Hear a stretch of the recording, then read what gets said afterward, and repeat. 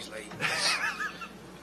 All right, so Coach, we'll open it up. We'll have you give an opening statement, then we'll open up for questions. Hey, a gritty win by our guys. I mean, Stanford. We knew it was a tough matchup, and it's not often. In a conference tournament, you take second, out of 12 teams, and it's not often your first game's a team that you play that you haven't beaten. And so yeah, I mean, we knew it was going to be a challenge, and their size matches up with us pretty well, and they have a tendency to make real timely shots against us, and they just kept doing that over and over and over again, and then our guys hung with it. They hung with it, and we kind of ended up with a lineup out there that was able to switch some things and just give it a different look, and luckily our offense kept clicking all night, and they missed a few shots, and we were able to kind of get out to that 8-10 point lead, which we had in the first half, but this time we did a better job, not letting them cut back into that. All right, we'll start with questions. Justin, go ahead. Coach, an update on Kirk Kriisa and his shoulder. Yeah, I mean, he got some sort of shoulder, contusion type injury, and I just talked to our trainer, and he felt, he'll be better tomorrow than he was today. And who knows? Maybe he's being a little dramatic and just wanted to prove he could shoot left-handed free throws. I mean, that was a little crazy, but he's that kind of kid. So it was a pretty cool moment, and I don't know if I couldn't stop it as it was happening, but the kid's got courage, I guess, is a way I can say here right now. So I'm happy for him. At this point in the season, are you maybe hesitant to put a guy like that back in the lineup, considering you need him for the NCAA tournament? I don't really think like that. I'm going to follow our trainer's advice, and when I walked out back onto the court, I was under the assumption that he wasn't going to play, and I was okay with that. I mean, that's kind of how I addressed the team at halftime. Like, we're going to be fine. We've been here before, and I feel like we would have found a way to pull it out one way or another. Other questions? I like it. Easy night.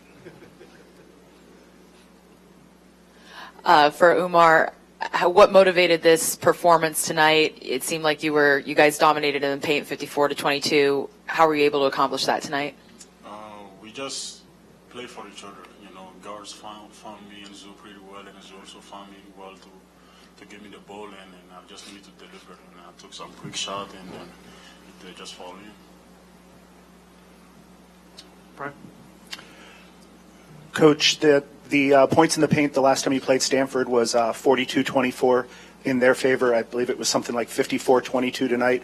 I'm sure that was the emphasis, but why do you think it was more effective tonight for you?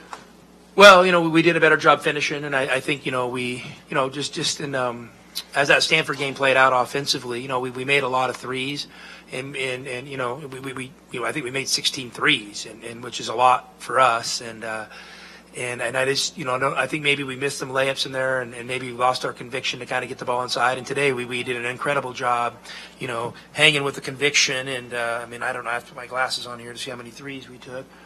We took 19 threes, and I told our guys probably up to 25 and I'd be okay. So they did a great job, adhering to a plan. And I'll give these two guys credit up here. I mean, these two guys, we don't talk about it much, but I was on these two this week. These two in particular, and they're incredible, high character guys. And the reason I was on them is because I knew they would respond, and I thought they were both clutch and big time tonight, and in a big time game and a big time environment. Coach, what adjustments did your team make on defense in terms of ball pressure in the second half? Well, the first thing is we just pressured the ball. We pressured the ball the whole game. And hey, listen, Stanford still scored, but I just think that overall ball pressure, they weren't quite as comfortable as they were last time when we played them. And then when we pressure, I think it activates us, and then hopefully, that ball pressure and activity spills over into other areas of the game. So, Courtney is a special defender, and when he climbs into the ball, he's hard to play against. And so that's one of the first things I really noticed about him when we got him, and he was incredible there tonight. And Oumar, he's one of the best paint rim protectors in the game, and when he's moving his feet in there and active, he's tough to play against. And I think today, for the most part, we had more possessions where we did that. Lean in the back. There's one more game left to be played tonight, but I'm curious for all of you, the potential to play ASU again. I'm sure you guys are hungry to face them. Any thoughts on potentially facing ASU again? I'll let Courtney go here. I don't think we are looking at it like that. They're two great teams, so whoever we play, we're not going to get their best shot. And we just want to play our best game tomorrow and rest up after today. Future coach. Good answer.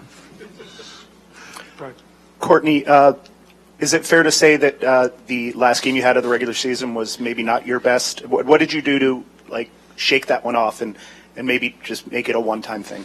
Yeah, it wasn't my best game, but like Tommy said, in practice he was coming at me. I was kind of getting frustrated a little bit, but that's his job to come at me and make me respond in a big way. And then me and O talked a lot too, just off the court, just like we can't perform like that in big-time games and expect our team to win. And I'm proud of him today, the way he bounced back, and it kind of inspired me in the second half just to pick up how I was playing. Any other questions? Ben first and then Justin.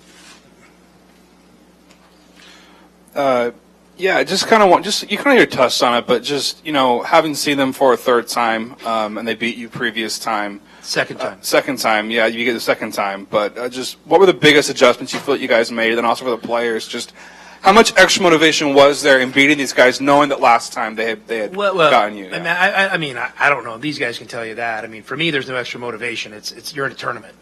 You win, you play tomorrow, you lose, you're done. I mean, I don't know what more motivation you need than that. And I think defensively today, I mean, we picked up our ball pressure. They run a bunch of different sets and screening action. We just got through it. We're a lot tougher. And at Stanford, I mean, I'll own, a good portion of that loss. And I told these guys that. We got a little tricky with our scout and tried, switching a bunch of things off the ball and maybe created too many decisions for our guys. And today we kept it simple and just kind of let them get loose a little bit.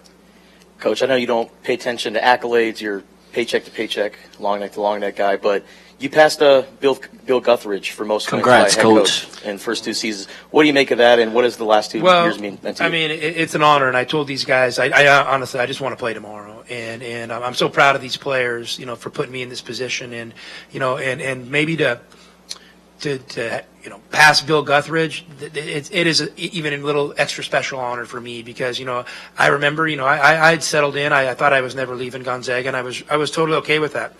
And I would tell people jokingly, hey, I mean I'll just be the next Bill Guthridge. I'll be he was Dean Smith's right hand man. I'll be Mark Few's right hand man, and maybe get a few years to be the head coach at the end of my career, and then I would have been happy with it. So. I think it says something. I think it says something about Coach Guthridge and the loyalty he had and staying with that program. And, for me to kind of follow that path and have that loyalty to Gonzaga and to my mentor and stay with him all those years. I mean, I think it's a great formula to follow for a young coach. I mean, you come out of there seasoned. You come out of there maybe more ready, than you expect to be because you're just learning by osmosis from a great coach every day is it's something that can't be simulated. And so I'm thankful for that. I'm thankful for Mark Few. I'm thankful for Gonzaga, but most of all, I'm thankful for these dudes, that wear the Arizona uniform and that I get to coach every day. Okay. Thank you, guys. Thank you guys.